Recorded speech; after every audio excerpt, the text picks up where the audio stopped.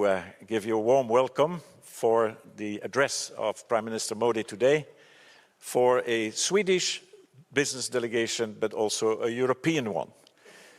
We gather here in Gothenburg with the European Roundtable of Industry, which has been in existence for more than 40 years and which regroups today 60 industrial companies and only industries for a number of very various sectors, and that have been active not only in Europe, but over the decades have been active all over the world.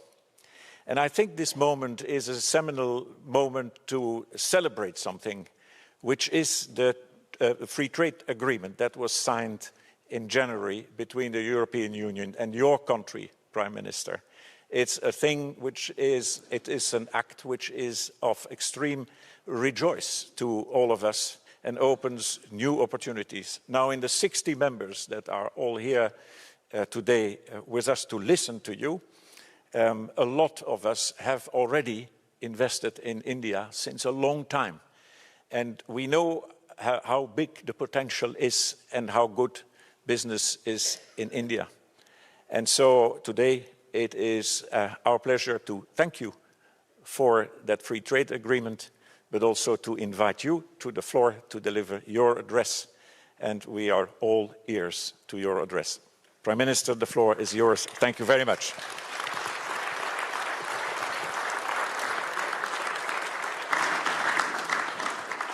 Great honor.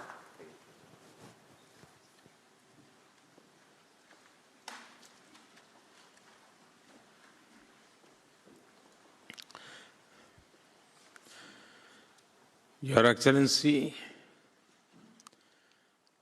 Prime Minister Christopherson, Your Excellency Ursula ji,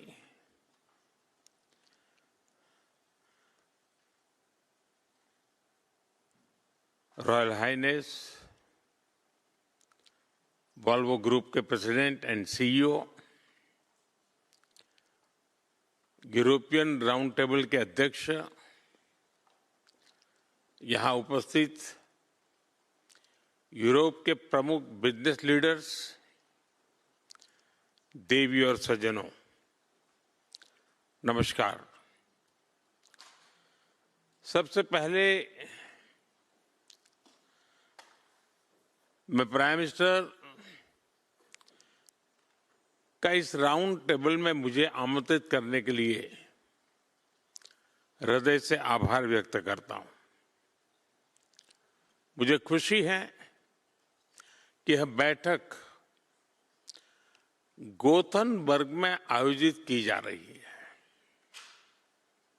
एक ऐसा शहर जो innovation के साथ साथ Europe की manufacturing spirit का एक जीवंत प्रतीक है। Friends, European round table for industry जैसे प्रतिष्ठित मंच को संबोधित करना मेरे लिए सम्मान की बात है। आप में से कुछ मित्रों से मेरी पहले मुलाकात हुई है, कुछ से आज पहली बार मिल रहा हूं, लेकिन एक बात निश्चित है, आप सभी किसी न किसी रूप में भारत से जुड़े हुए हैं। किसी की मैन्युफैक्चरिंग भारत में है, किसी का R&D भारत में है, किसी का टैलेंट बेस भारत में है, किसी की सप्लाई चेन भारत से जुड़ी है और कोई भारत में बड़ा इन्वेस्टमेंट कर रहा है। आज यह बैठक इस साझेदारी को और मजबूत करने का अवसर है। फ्रेंड्स, आज भारत और यूरोप के संबंध एक नए टर्निंग पॉइंट पर है। सरकारों के स्तर पर हमने एक एम्बिशियस और स्ट्रेटेजिक एजेंडा तय किया है। India EU free trade agreement पर सहमति बन चुकी है। जैसे उर्सुला जी ने कहा था, ये वाकई मदर ऑफ ऑल डील्स है। हमारा प्रयास है कि इसे जल्द से जल्द इंप्लीमेंट किया जाए। सिक्योरिटी एंड डिफेंस पार्टनरशिप तथा मोबिलिटी एग्रीमेंट ने भी हमारे सहयोग को नई दिशा दी है। India EU trade and technology council ने हमारी साझेदारी को नई इंस्टीट्यूशनल स्ट्रेंथ दी है। डिजिटल टेक्नोलॉजीज, सप्लाई चेन्स और इनोवेशन, इन सभी क्षेत्रों में भारत और यूरोप साथ मिलकर काम कर रहे हैं। India middle east Europe economic corridor जैसे ऐतिहासिक इनिशिएटिव्स कनेक्टिविटी और इकोनॉमिक इंटीग्रेशन को नई गति दे रहे हैं। ग्रीन ट्रांजिशन और सस्टेनेबल ग्रोथ को लेकर हमारी सोच और प्राथमिकताएं समान है। यानी बिग पिक्चर देखें तो हमारे बीच गहरा पॉलिटिकल, इकोनॉमिक और स्ट्रेटेजिक कन्वर्जेंस है। India and Europe are strategic partners for a balance, secure and sustainable world. लेकिन फ्रेंड्स, सरकारें केवल फ्रेमवर्क सपोर्ट और पॉलिसी डायरेक्शन दे सकती है। जमीनी स्तर पर असली बदलाव आप सभी के प्रयासों से ही संभव रहेगा। इसलिए आज मैं आपको भारत के साथ मिलकर काम करने के लिए आमंत्रित करने के लिए आया हूं। फास्टेस्ट ग्रोइंग मेजर इकोनॉमी के रूप में भारत आज एक नए आत्मविश्वास के साथ आगे बढ़ रहा है। भारत 140 करोड़ लोगों की आकांक्षाओं का देश है। हमारी young population, expanding middle class और इंफ्रास्ट्रक्चर एक्सपांशन भारत की ग्रोथ को नई गति दे रहे हैं। पिछले 12 वर्षों में भारत रिफॉर्म, परफॉर्म और ट्रांसफॉर्म के मूल मंत्र पर चला है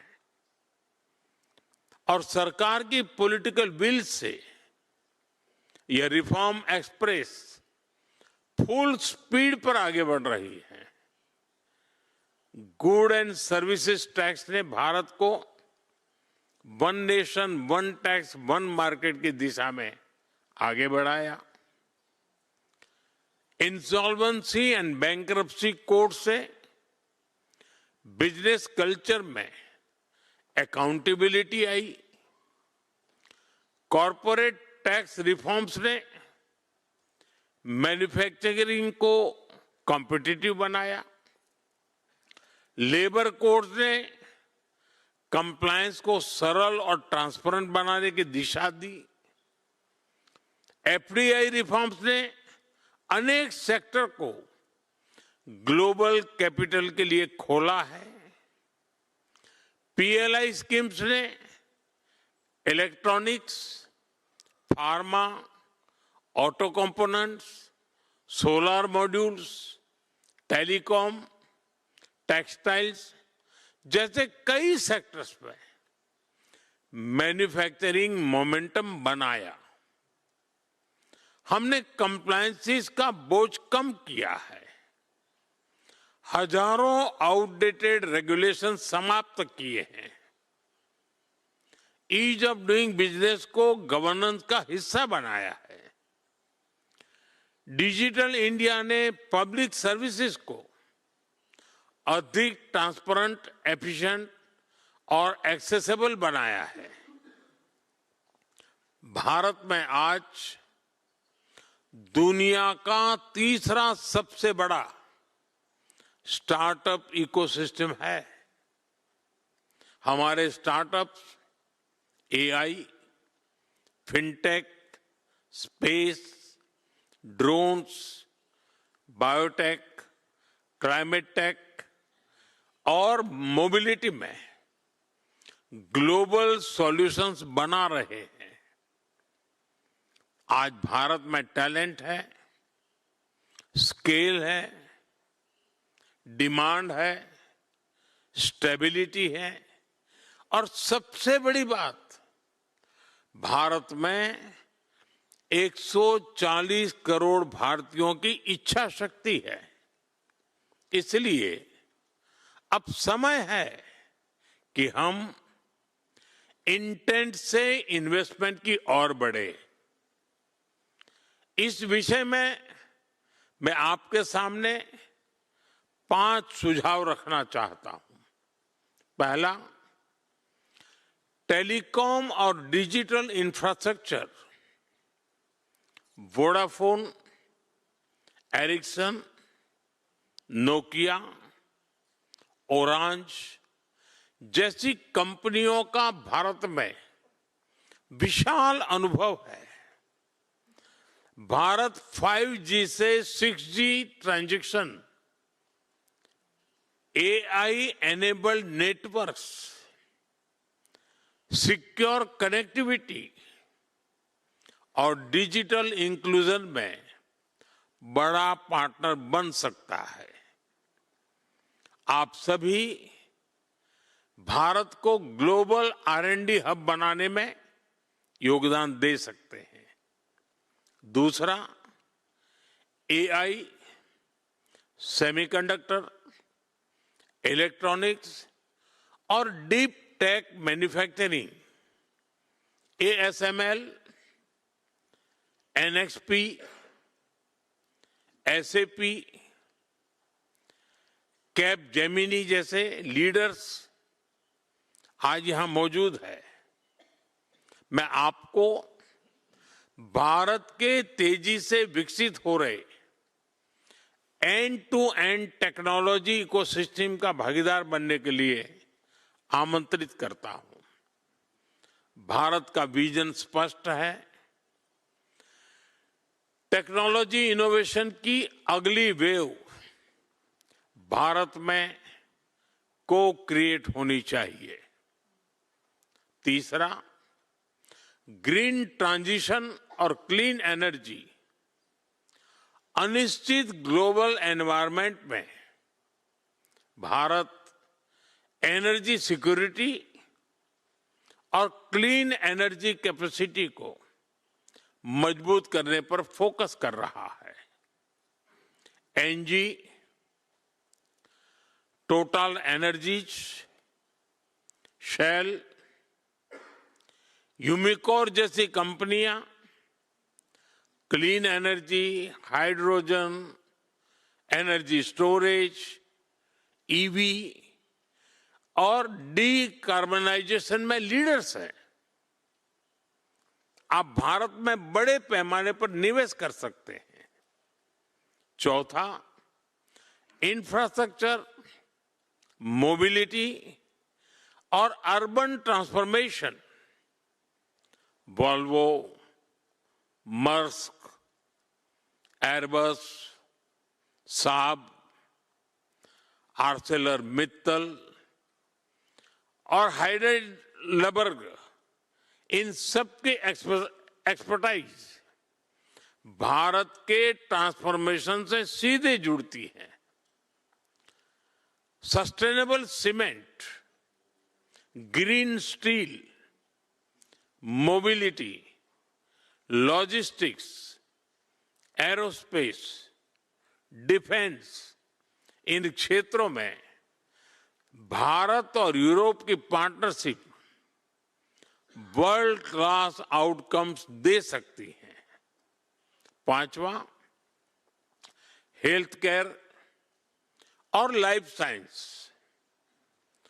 AstraZeneca, Roche, Merck, Philips, Nestle और यूनिलीवर जैसी कंपनियों का भारत में पुराना संबंध रहा है। अब हमें इस पार्टनरशिप को नेक्स्ट लेवल पर ले जाना चाहिए। Vaccines, cancer care, digital health, nutrition और मेडिकल डिवाइसेस में बहुत बड़ा स्कोप है। आप design for India, make in India and export from India के मॉडल पर आगे बढ़ सकते हैं। समय की सीमा के कारण मैं यहां उपस्थित सभी कंपनियों का नाम नहीं ले सका, लेकिन भारत के अवसर सभी के लिए हैं और मेरा निमंत्रण भी आप सभी के लिए है। फ्रेंड्स, इन सुझावों के बाद मैं आपके सामने एक चैलेंज भी रखना चाहता हूं। क्या यहां मौजूद हर कंपनी भारत के लिए एक नया बड़ा कमिटमेंट कर सकती है? क्या हम अगले 5 वर्षों में भारत में शुरू किए जाने वाले फ्लैगशिप प्रोजेक्ट्स की पहचान कर सकते हैं? भारत सरकार इन सभी प्रोजेक्ट्स को समयबद्ध तरीके से पूरा करने में आपकी पूरी मदद करेगी। हम इन सभी प्रोजेक्ट्स की नियमित समीक्षा करने के एक इंस्टीट्यूशनल व्यवस्था भी बना सकते हैं। फ्रेंड्स, हम साल में एक बार Bharat Europe CEO round table का आयोजन कर सकते हैं। इसमें भारत और यूरोप की इंडस्ट्री बॉडीज को जोड़ा जा सकता है। सेक्टर स्पेसिफिक वर्किंग ग्रुप्स भी बनाए जा सकते हैं। मैं यह भी सुझाव दूंगा कि ईआरटी के एक इंडिया डेस्क या इंडिया एक्शन ग्रुप भी बनाए। इसका मैंडेट सिंपल हो। जो कंपनीज भारत में है उनके एक्सपांशन को सपोर्ट करना, जो नई कंपनियां भारत में आना चाहती हैं उनके एंट्री फैसिलिटीज करना और बिजनेस कंसर्न्स का प्रोएक्टिव समाधान करना। फ्रेंड, भारत और यूरोप की पार्टनरशिप केवल आर्थिक आंकड़ों तक सीमित नहीं है। यह साझा मूल्यों की पार्टनरशिप है।